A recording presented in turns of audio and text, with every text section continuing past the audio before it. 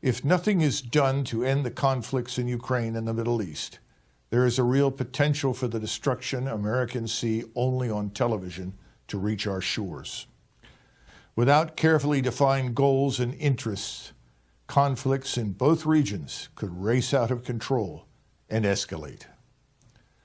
Washington's determination to preserve the illusion of American global hegemony ignores the fact that our economy is not capable of carrying the burden of a major war in Eastern Europe, Asia, or the Middle East.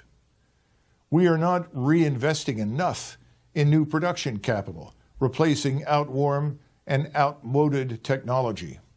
Our people do not enjoy a stable or preferably rising standard of living, which is measured in terms of both per capita consumption and life expectancy. Prices are not stable, and unemployment is growing, not shrinking.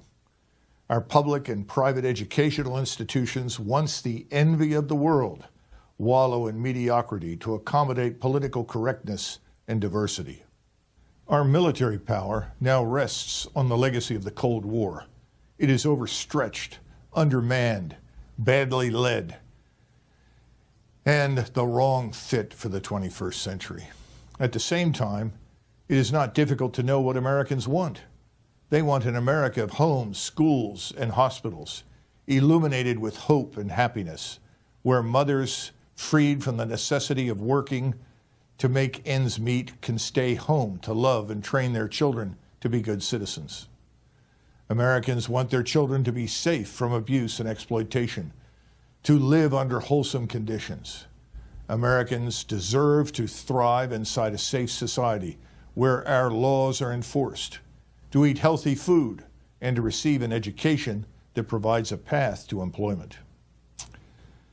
As we pause on Veterans Day to glance back over the long, destructive trail from World War I to today, Americans should remember the veterans of previous wars who believed they must conquer or die to protect American freedom and prosperity.